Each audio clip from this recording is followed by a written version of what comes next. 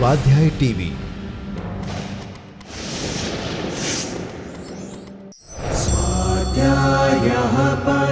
Doctor Baba Saheb Ambedkar open university.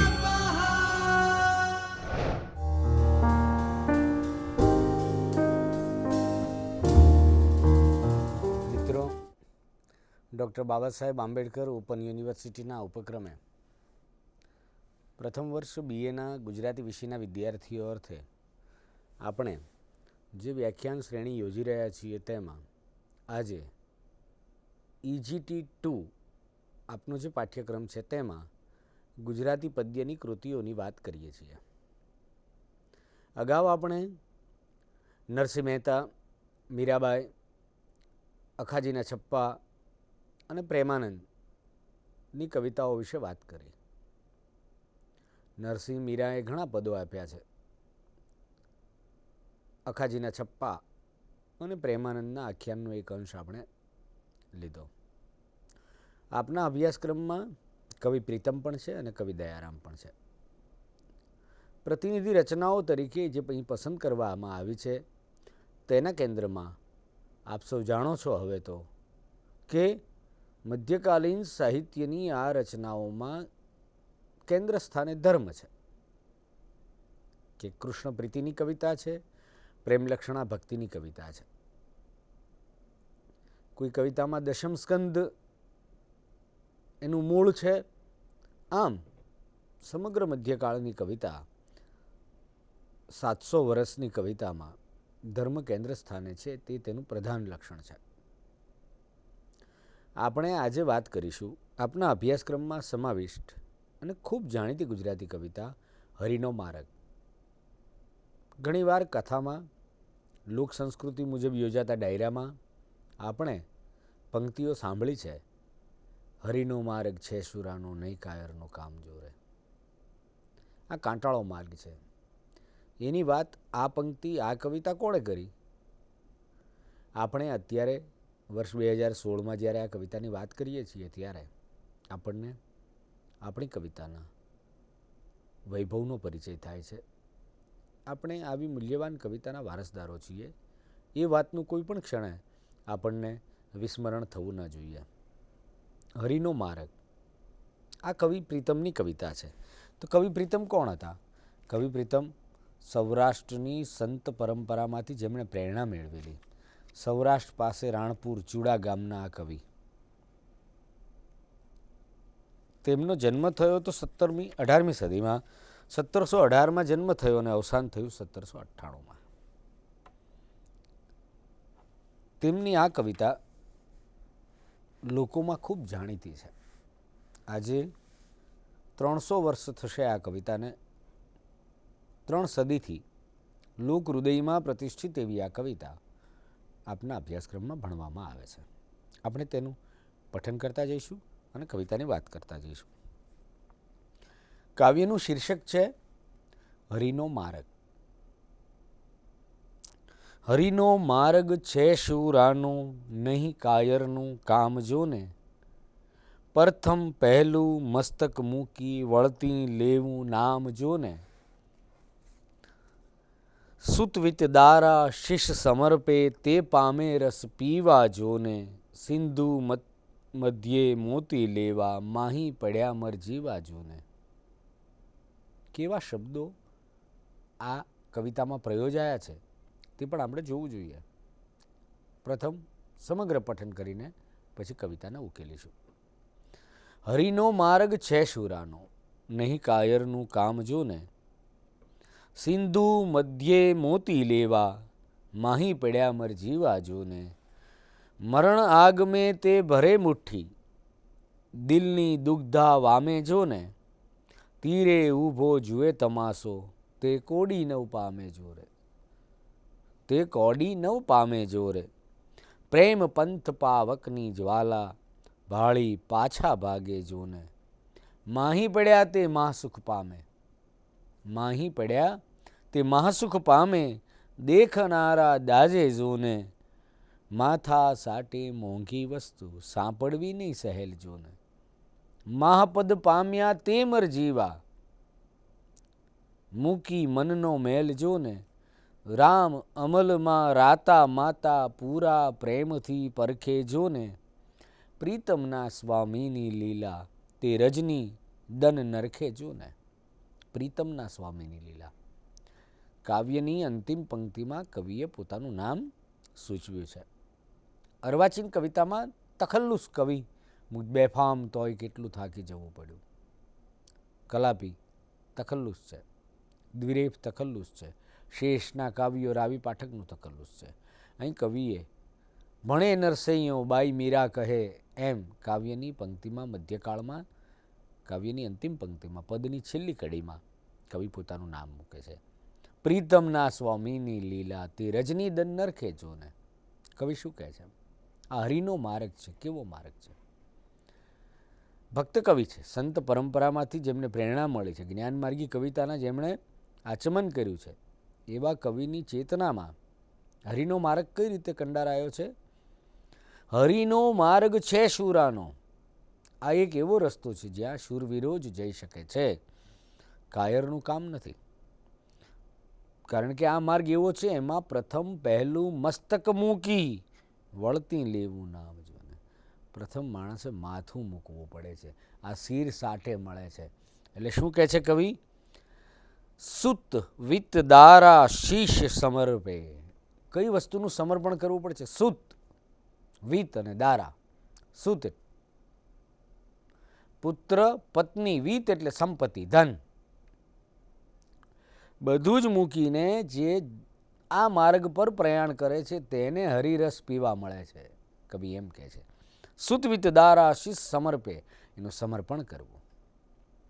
તે પામે રસ પીવા જૂને. ઉદાહરણ દ્વારા કવિ સમજાવે છે.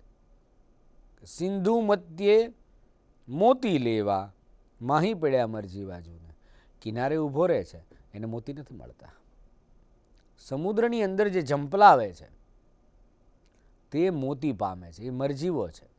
મરજીવો એટલે પોતાના અસ્તિત્વને દાવ પર લગાડે છે.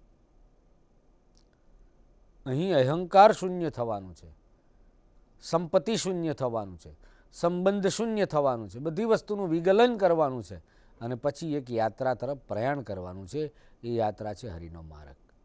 ઘણા બધા વળગણો છોડીને પછી હરિ સુધી પહોંચવાનું છે, તો જ એ માર્ગ પર પ્રયાણ કરી શકાય છે, એવું પ્રીતમ કહે છે. કેવો સમય હશે મિત્રો? આ 250 વર્ષ પહેલાંની કવિતા, 300 વર્ષ પહેલાં થયેલો કવિ. 1718 અને 2016, 298 વર્ષ થયા પ્રીતમના. આ પોણા 300 વર્ષ પહેલાં લખાઈ હશે કવિતા. એક જ માર્ગ હતો, એ માર્ગે બધાને જવું હતું, એ હરિનો માર્ગ. ઈશ્વર પ્રાપ્તિ જીવનનું એક લક્ષ્ય હતું. ત્યારે કવિ કહે છે સિંધુ મધ્યે મોતી લેવા માહી પડ્યા મરજીવા જોને, મરણ આગમે તે ભરે મુઠ્ઠી દિલની દુગ્ધા વામે જોને. આ દિલની દુગ્ધા વામે જોને એટલે દુગ્ધા એટલે હૃદયની પીડા, દુગ્ધા એટલે પીડા, વામે જોને એટલે ઓછી કરે. મરણ આવે પહેલાં એની પીડાનું વિગલન થઈ જાય છે, પીડા ઓછી થાય. પણ તીર ઉપર ઊભો રહીને જે તમાશો જુએ છે એને કોડી પણ મળતી નથી. જીવન સમુદ્રમાંથી, સંસાર સાગરમાંથી જેને અમૃત મોતી પામવાનું હોય છે તેને અંદર ઝંપલાવવું પડે છે. માહી પડ્યા મહાસુખ માણે, એવી વાત છે. તીરે ઊભો જુએ તમાશો, તેને કોડી પણ મળતી નથી. કંઈક મેળવવું હોય તો પ્રથમ બધું સમર્પિત કરવું પડે, કંઈક છોડવું પડે. અહીંયા તો હરિનો માર્ગ છે એટલે વસ્તુ પણ સાધારણ નથી છોડવાની.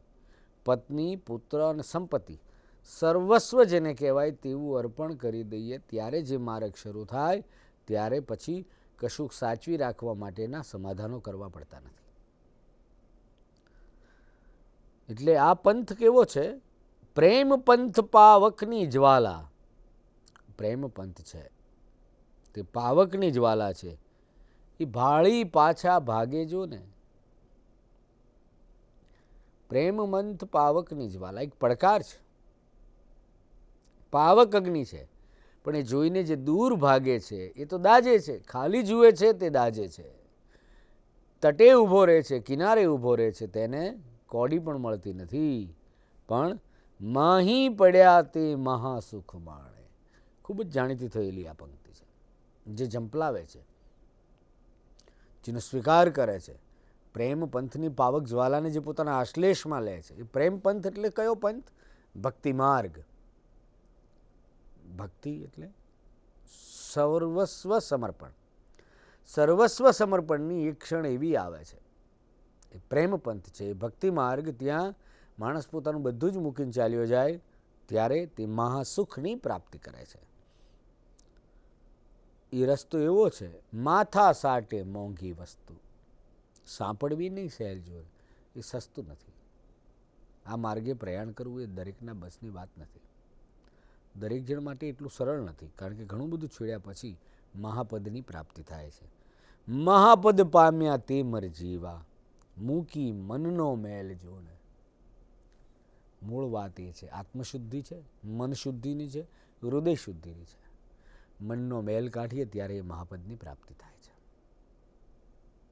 એ સાચો મરજીવો છે, જે સર્વસ્વ સમર્પણ કરીને, મનનો મેલ મૂકીને, શુદ્ધ હૃદય ભાવથી આ માર્ગે પ્રયાણ કરે છે. તેને જે મળે છે એ કયું મળે છે? નામ રામ અમલ મળે છે, રામ ધૂન મળે છે, એમાંય મસ્ત રહે છે. એટલે કવિ આગળ કહે છે, રામ અમલમાં રાતા માતા, પૂરા પ્રેમી પરખે જો ને. એ સાચો પ્રેમી છે, એ સાચો ભક્ત છે. એટલે આપણને ગઝલમાં પણ સનમ શબ્દ મળે છે ને, ગઝલમાં. તો એ સનમ કોણ છે? પ્રિયતમ છે. પ્રિયતમ કોણ છે? પ્રીતમ છે. પ્રીતમ કોણ છે? કૃષ્ણ છે, ઈશ્વર છે. એટલે સૂફી કવિતામાં પણ ભક્ત અને ભગવાન વચ્ચે ભેદ નથી. એટલે મીરાબાઈ પણ એમ કહે છે કે પરણું તો પ્રીતમ પ્યારો. એ પ્રિયતમ એટલે પ્રીતમ, પ્રીતમ એ કૃષ્ણ. ભક્ત અને ભગવાન વચ્ચે અદ્વૈતનો સંબંધ છે. ભક્ત ભગવાનની લગોલગ ઊભો રહે છે, કે અધિકારથી ઊભો રહે છે. એ તો તુકારે જાય છે વાલપૂર્વક, પ્રીતમ પ્યારો. એ જ અનુસંધાન છે કવિ ચેતનાનું. મીરાબાઈ માટે જે પ્રિયતમ છે એ આ પ્રીતમની કવિતામાં પણ પૂરા પ્રેમી પરખે જોને. જે સાચુકલા પ્રેમમાં પડ્યો છે, પૂરેપૂરો પ્રેમમાં પડ્યો છે, તે પૂરેપૂરો ભક્તિ માર્ગે વળ્યો છે, તે પ્રીતમના સ્વામીની લીલા. કૃષ્ણ જે છે તે લીલા કરે છે. પ્રીતમનો સ્વામી કોણ છે? કૃષ્ણ છે. પ્રીતમના સ્વામીની લીલા રજની દન નરખે જોને. દિવસ રાત જે જોયા કરે છે, એમાં જ મગ્ન રહે છે. એ હરિનો માર્ગ છે. એ હરિ, એ શ્રી કૃષ્ણ કવિની ચેતનામાં અહીંયા પ્રેમ લક્ષણા ભક્તિ કાવ્ય પ્રકાર આપણે કહીએ એવી રીતે આ પદમાં આવે છે. આમ સમગ્ર પદ વાંચતા આપણે કવિ જે સમયમાં થઈ ગયા છે એ કવિતાના ભાવ, મધ્યકાલીન કવિતાના વિષય વસ્તુનું અનુસંધાન, એને અનુરૂપ ભાષા, એને અનુરૂપ પદાવલી, તેનો પણ આપણને અનુભવ થાય છે.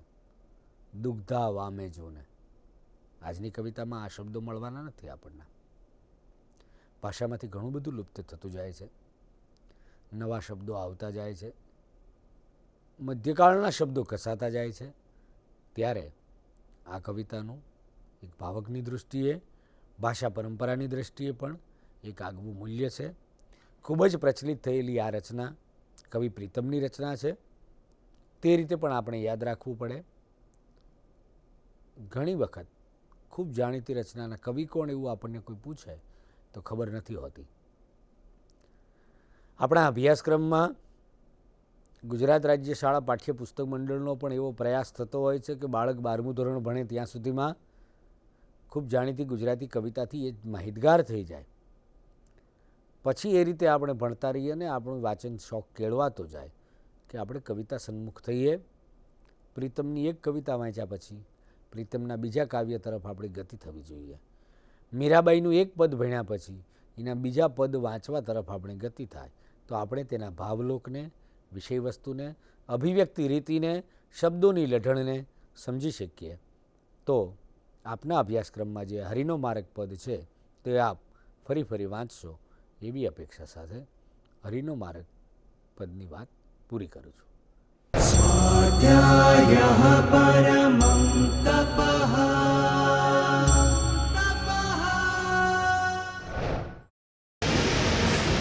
સ્વાધ્યાય ટીવી